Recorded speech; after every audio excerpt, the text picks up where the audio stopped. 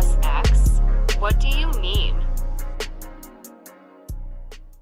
All right, everybody, welcome back. I wanted to talk about another topic today, and today's topic is how to balance gen perks for both sides, basically. So we're talking about like pain res, deja vu, you know the gen perks. You already know. You guys are familiar with that.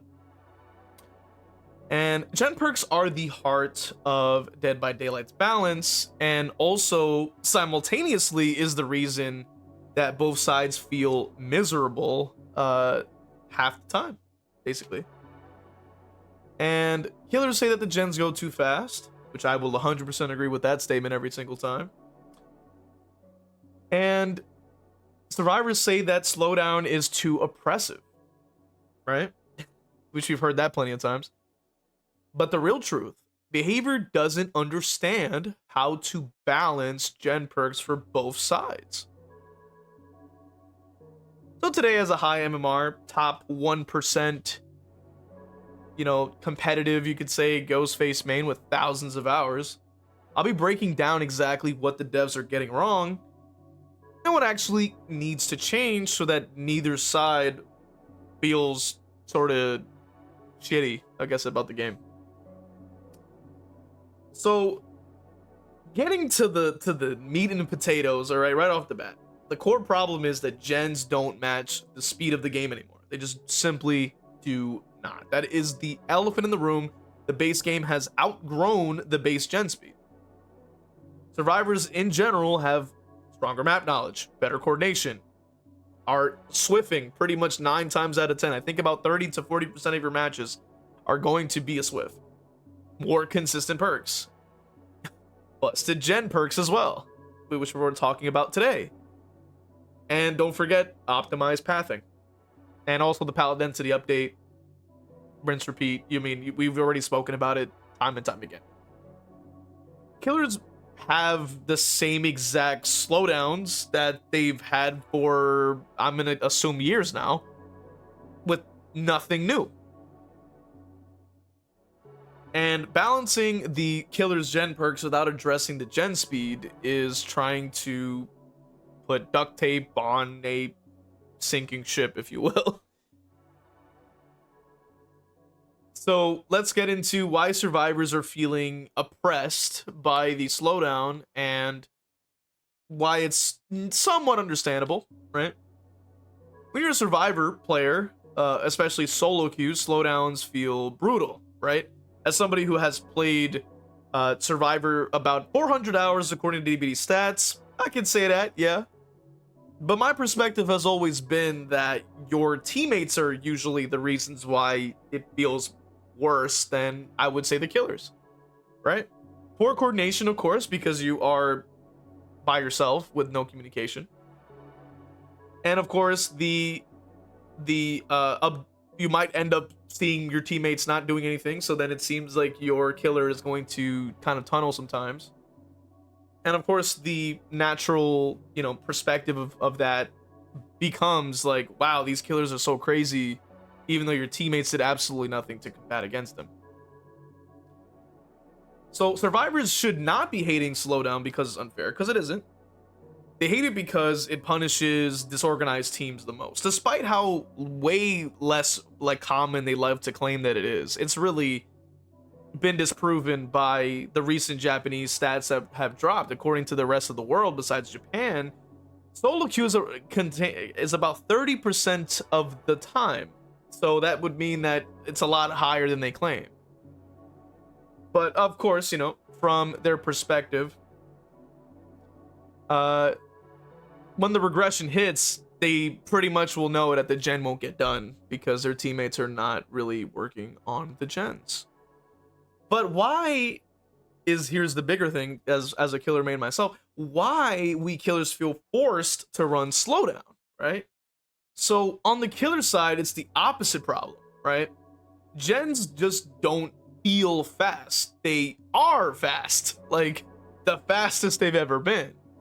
At high MMR, survivors know how to basically prevent 3 gens, push gens at the speed of light. You're getting a down and probably losing 2 gens right off the bat. Of course, they, will pre-run if they hear your tear radius, split pressure, minimizing downtime any way they can. It's very efficient. And anybody who has seen my matches on lives and things like that understands that this is not an isolated incident. This is a very common thing that happens when I play this game, unfortunately. And if a killer is not running Slowdown, you're basically going to be losing 3 gens before your first hook. And that's even true for the experienced players. So it's not always that killers want to run Slowdown every time, but they kind of are forced to do so. So my sort of pitch, I guess you could say, like one of my ideas, I guess you could say, that we can try to do is balancing the perks around interaction,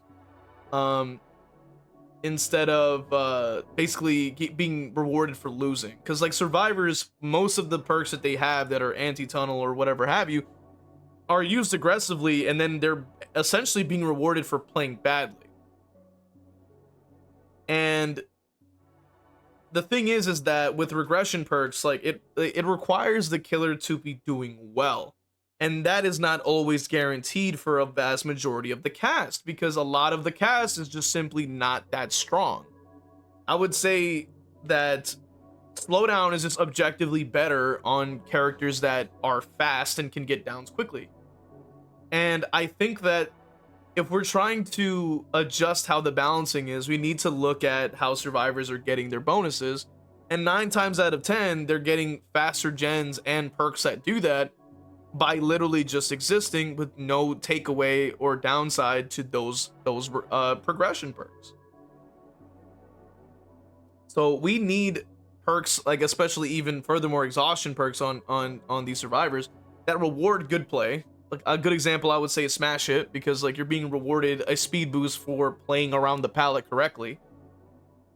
Prevent the, and it also can prevent a lot of the brain dead sprint bursting, you know what I mean? If we could somehow adjust that to be something else.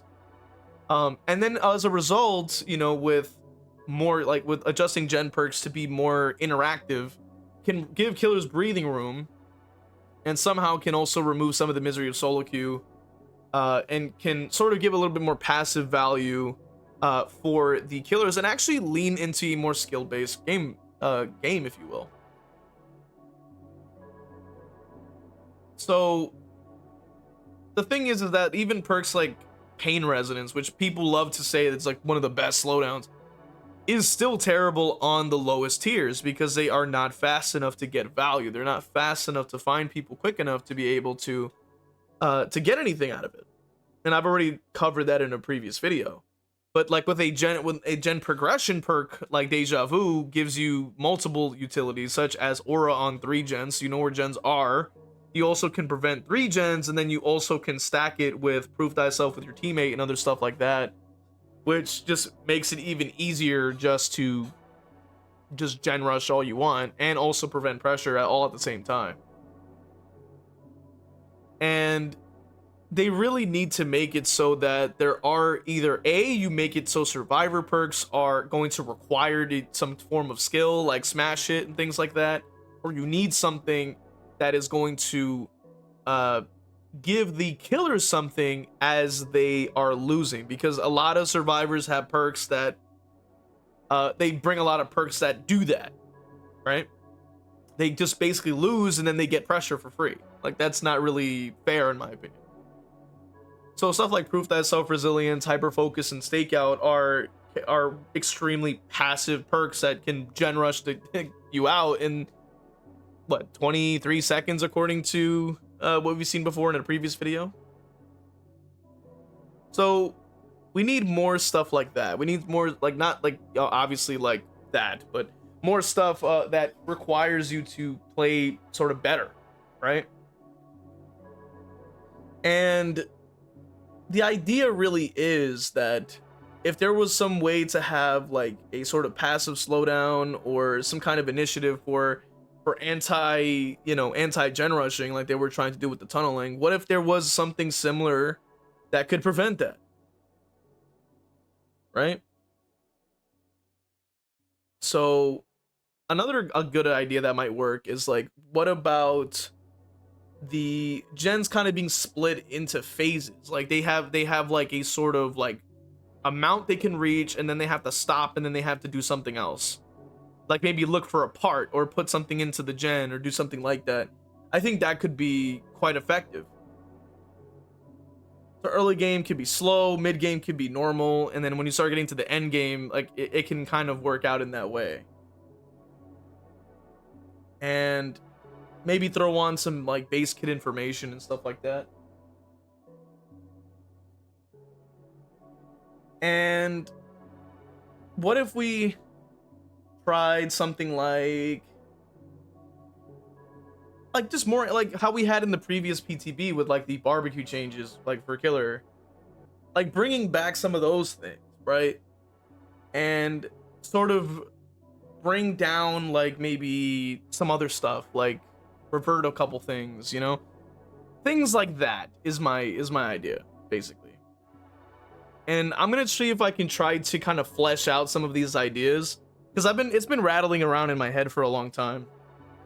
But perks like Deja Vu and Resilience and all of these perks, I think, are just a little bit too cheeseball in my opinion, especially in comparison to just like killer perks that require you to do so much, like you know, killer abilities that require you to do so much, and then, you know, the input is very, very low in comparison to the killers when you're playing Survivor. Like you can spend all this time and energy having to learn your power, use your power well, and then the second they hit a resource, it's like they're invincible now. Like if they go down under it, you just can't pick up because you'll just get stunned for no reason, which is just wildly ridiculous. Like how a single button press can completely reduce all your pressure down to nothing because of that, which I think is just so stupid. And it's just kind of insane. And it's very hard to balance around the low tiers and the high tiers, but like it seemed like Behavior was aware of that, because they're trying to put something on, even in that like last PTB, like with the Crossu. Like they seem like they had some level of understanding that some characters just don't really need the movement speed while others do, and then for some reason decided, fuck all that, we're just going to completely give them Bloodlust and nothing else because you're welcome, because 750 BP is somehow going to help. Like, no, it's not. And like my thing is like we need to sort of rework exhaustion perks to work differently. We need to rework the gen speed, and I've always said here's like one of my favorite ideas is like because they wanted to remove haste stacking. Why not, instead of removing haste stacking from killers, how about remove the gen progression stacking on Survivor? Like remove that. You should not be able to like stack up like 20 to 30% of gen speed with a toolbox and some other perks, or to even have a 35-second gen with hyper focus stakeout and 1 2 3 4 and stuff. Like that shouldn't even be in the freaking game. Like why is that even possible in this game? Is beyond me. I don't understand like how on earth that could possibly be allowed. And stuff like that is what I'm trying to get at. Like they don't want to address like the biggest problem is being that the gens are just simply too freaking fast.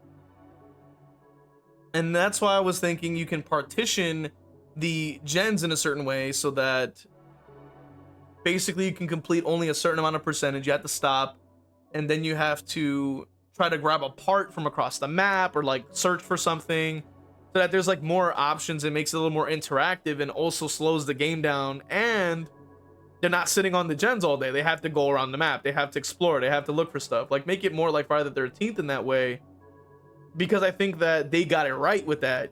And then obviously on top of that, throw in a couple of killer buffs, make all the killers feel a little bit better with like bug fixes and things like that as well. And then you could really make it so that it really feels a lot better across the board. That's just how I'm seeing it. So that's just what I'm getting at. I mean, you guys can let me know if you like these ideas, and if you have any suggestions as well, let me know, because you know, now we can also talk about like the pallet density if they want to keep it in the game, which I do not recommend. I think that it's just such a brain dead idea to basically make survivors invincible And the fact that we still have people complaining is even crazier, because I'm like, you literally have everything you could have ever wanted on Survivor. Like, you have zero reason to quit. You have zero reason to stop playing. And it kind of blows my mind that Survivor players will still somehow quit or somehow stop playing or somehow do this, when it's like, you already have everything you ever wanted. Like, what else do you want? You know, it sounds like these types of people sound like entitled children. Like, they don't ever want to take into account that the game should require you to be at least decent at your job, just so that you can play well. And even furthermore, we can talk about the fact that as a killer, it almost seems as if like you are required to do so much to get so little in return. Like, it's actually really crazy when you think about it. And this is even shown to me, like, when I was coaching people way back when, who were starting the game, right? Like, and they themselves, like, a lot of, even recently, we've heard on stream from a Survivor main content creator, Izanami, which shout out to them as well, man. They are incredible creator.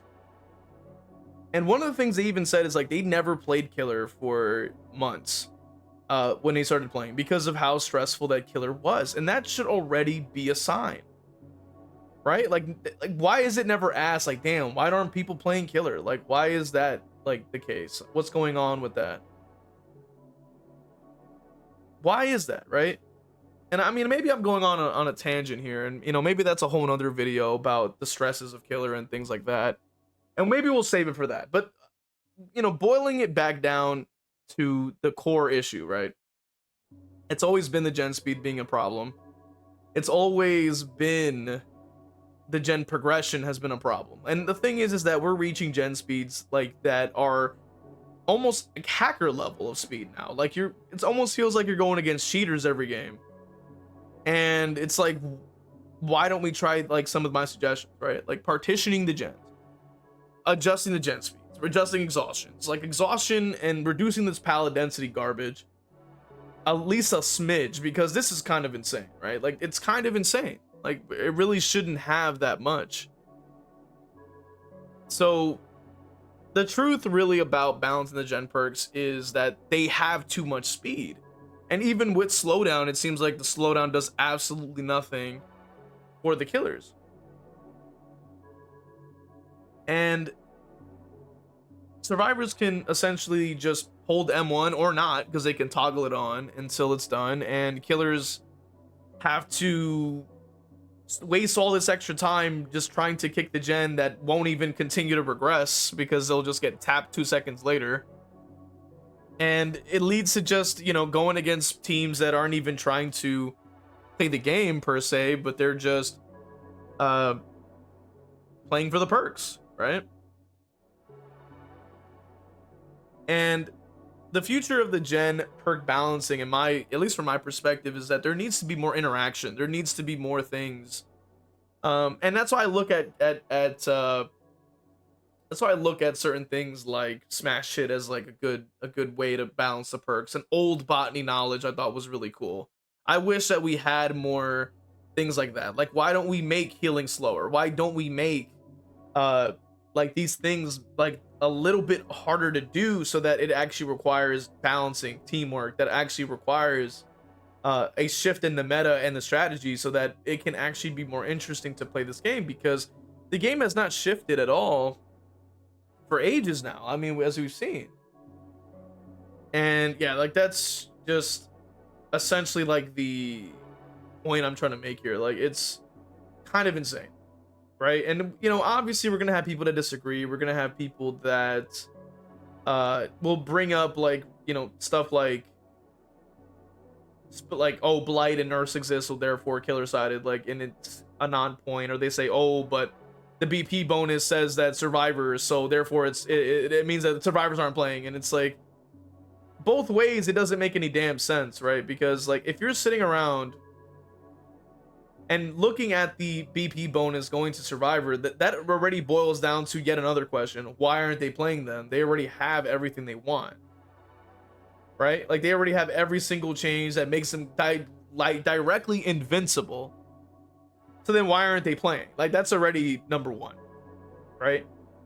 But even without addressing that point, because it's a non-point, it doesn't actually address any of the criticisms.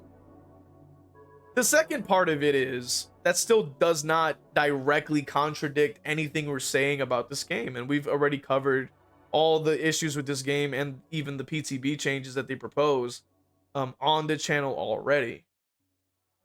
And ultimately, I just want to know what you guys think would be really good and interactive for the game. Like, what would be really good and interesting for all these kinds of perks, because remember, like, they've already made everything super efficient. So my idea really is revert all that and then adjust a couple things to be a bit more interactive. And that's why I was saying the partition of the gens, that to find something or whatever have you, to create a more just unique and interesting form of gameplay that is similar to what has worked in the past.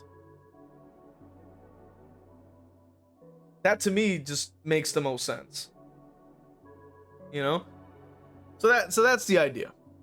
Let me know what you guys think. Obviously, if I cooked, if not, you know what I mean, let me know what you guys think of the ideas, what suggestions you have as well. And yeah, let me know what you guys think. Of course, become a member if you want. We have exclusive content, perks, and other things you're not going to get anywhere else on the Patreon or YouTube members for exclusive content, other things like that. And yeah, we'll see you guys in the next one. Just stay tuned for my members, because one of the perks is you get your name run off at the end of every video. And yeah, I mean,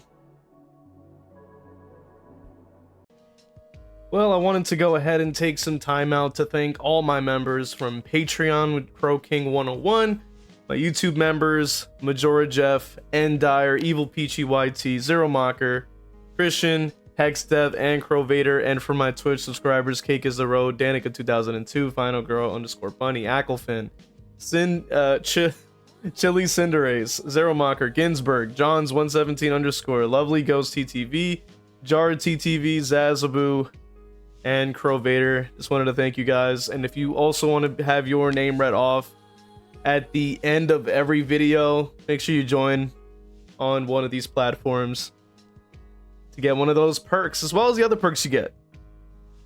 So appreciate you guys. Thank you guys so much.